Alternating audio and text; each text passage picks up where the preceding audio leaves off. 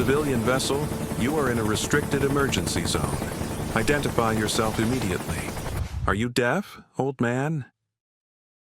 The voice, amplified by a bullhorn, was sharp and serrated, cutting through the gentle lapping of waves against the hull of a small, battered fishing boat named Serenity. On board, an old man named Jedediah Croft didn't even flinch. His back, slightly stooped from decades of hard living, remained turned to the source of the noise, a gleaming white Coast Guard cutter, the USCGC Vigilant, that had sliced through the morning mist like a predator. His hands, gnarled and scarred like ancient driftwood, continued their slow, methodical work, coiling a fishing line with a practiced economy of motion that was almost hypnotic. He wore faded denim overalls over a flannel shirt worn thin at the elbows, and a simple, sweat-stained ball cap was pulled low over his brow. To the young officer watching from the cutter's bridge, he looked like a relic, a stubborn old fool who was either ignoring a federal order or was too senile to comprehend it. The disrespect was a physical thing, a wave of arrogant certainty rolling off the larger vessel and crashing against the quiet dignity of the smaller one. Jedediah finished coiling the line, placing it deliberately in a weathered wooden box. Only then did he turn, his movements unhurried, and look toward the cutter. His face was a road map of a long life, etched with deep lines around eyes the color of a faded sky. He raised a hand, not in surrender or panic, but in a simple, placid acknowledgement, as if someone had merely called his name from across a quiet street. On the bridge of the Vigilant, Lieutenant Kalin scoffed, his perfectly pressed uniform seeming to tighten with indignation. "He's waving at us," he muttered to his second-in-command. "Thinks this is a parade." Kalin was young, sharp, a product of the academy, and he saw the world in terms of regulations, authority, and appearances. The old man in the floating wreck, below him, offended all three. "Right, that's it. Master Chief, stay on the bridge. I'm taking a boarding party over. We'll escort this gentleman and his rust bucket out of our operational area and slap him with a fine big enough to make him remember it." From the back of the bridge, Master Chief Petty Officer Hayes watched through a pair of powerful binoculars, a knot of unease tightening in his gut. He'd been in the service for 30 years, and his instincts were honed to a razor's edge. Something was wrong with this picture. It wasn't the old man's defiance, it was the quality of his calm. It wasn't ignorance, it was control. Hayes zoomed in, focusing on the old man's stance. He stood with his feet planted slightly apart, his center of gravity low, unconsciously balancing against the gentle roll of his boat. It wasn't the posture of a lifelong fisherman. It was the braced, rooted stance of a man who had spent countless hours on the decks of military vessels in far rougher seas. The way he moved, the lack of any wasted motion, spoke of a deep, ingrained discipline that no amount of age could erase. Lieutenant Kalin and two junior seamen boarded the Serenity with a clatter of boots and equipment that sounded obscene in the morning stillness. The young lieutenant's shoes were polished to a mirror shine, a stark contrast to the peeling paint and salt-stained wood of Jedediah's deck. "Sir," Kalin began, his voice dripping with condescension, "I don't know if you're aware, but this is a restricted military zone. There is a critical naval situation underway. Your presence here is unauthorized and, frankly, irresponsible." Jedediah just looked at him, his pale eyes giving nothing away. He didn't seem intimidated or impressed. He seemed observant. He glanced at the sidearms on the seaman's hips, at the cutter looming behind them, at the sky, his gaze lingering for a moment as if checking the weather or something more. From the bridge, Master Chief Hayes saw the motion, and his unease sharpened into genuine alarm. The old man wasn't just looking, he was assessing, categorizing, prioritizing. He was scanning for threats and evaluating assets. As Jedediah reached down to secure a loose cleat, the sleeve of his flannel shirt rode up his forearm. For a split second, Hayes's binoculars caught it, a faint, bluish-gray marking on the weathered skin of his wrist. It was almost completely faded, a ghost of an image, but Hayes's heart hammered against his ribs. It looked like a stylized phantom or a ghost, superimposed over a submarine's propeller. It was an image he'd only ever heard about in hushed, almost mythical stories told by old Cold War divers, the unofficial insignia of a unit that officially never existed. "Do you have any idea the trouble you're in?" Kalen continued, his voice rising as the old man's silence grated on his authority. "We have a United States nuclear submarine, the USS Nebraska, experiencing a catastrophic systems failure on the seabed directly below us. This is a matter of national security." He gestured expansively, as if revealing a grand secret to a simpleton. "We are clearing a 5-mile radius for a deep-sea rescue and recovery operation. Now, I will give you one final chance to start your engine and vacate this area, or I will have my men tow this thing to port, where it will be impounded." The threat hung in the air, heavy and ridiculous. Jedediah's gaze shifted from Kalen to the water, a flicker of something unreadable in his eyes. It wasn't fear, it was a deep, profound understanding. He knew exactly what was down there. On the bridge of the Vigilant, a secure channel crackled to life, the voice on the other end urgent and strained. It was Fleet Command. "Vigilant, this is ComSublant. We have a critical update on the Nebraska. Her primary battery is failing, and life support is on a 60-minute countdown. The exterior manual override for the emergency ballast valve is jammed.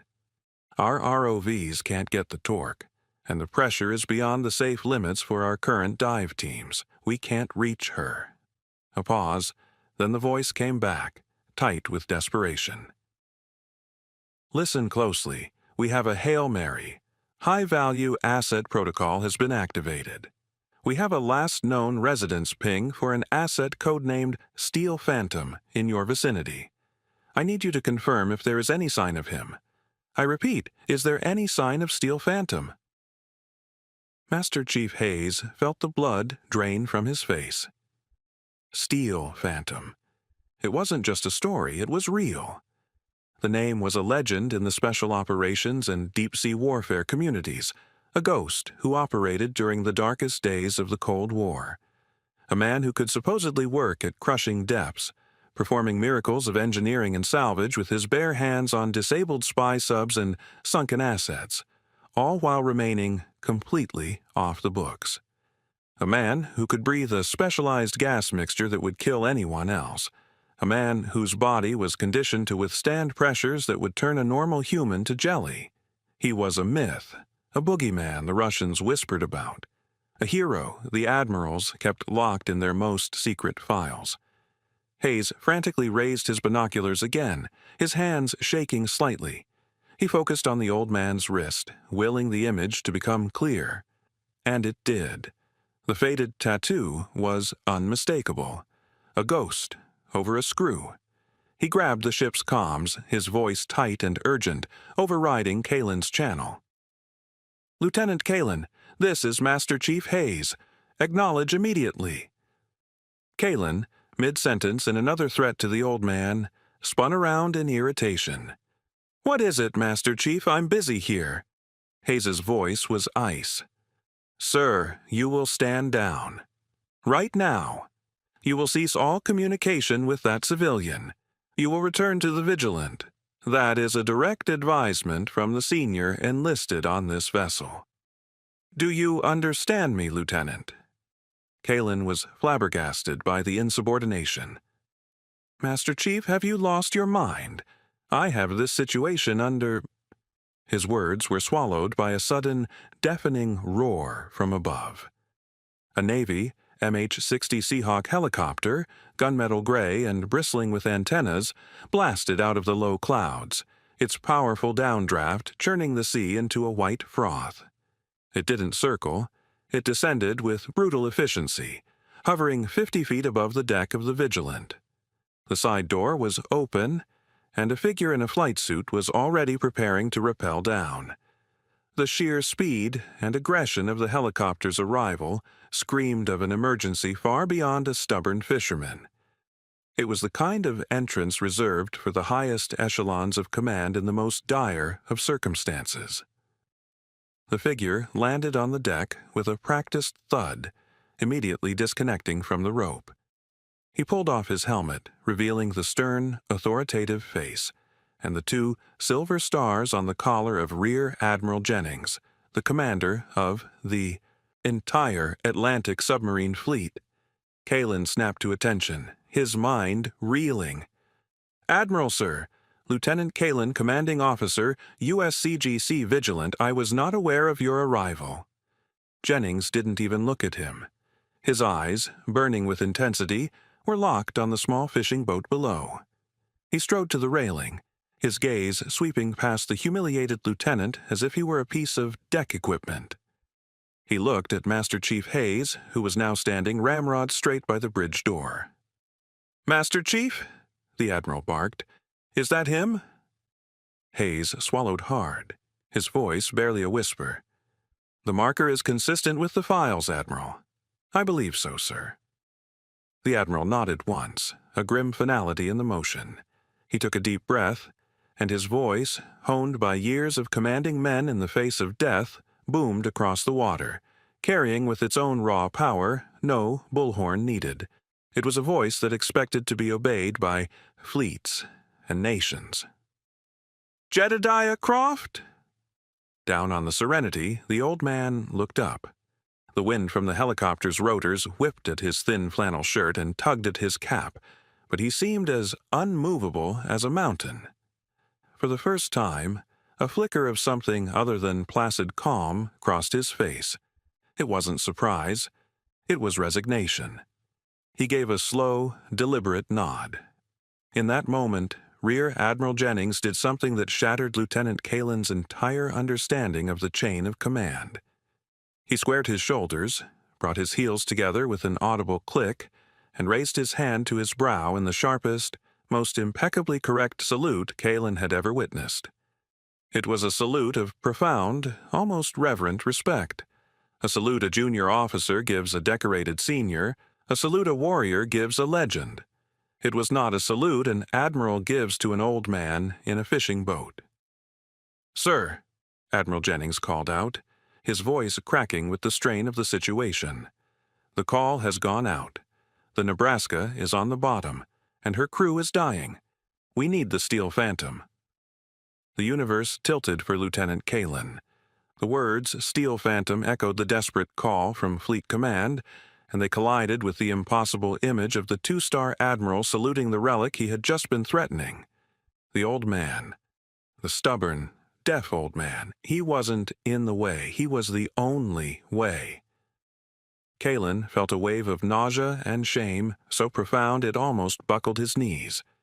Every condescending word he had spoken, every dismissive gesture replayed in his mind, now painted with the horrifying colors of his own ignorance.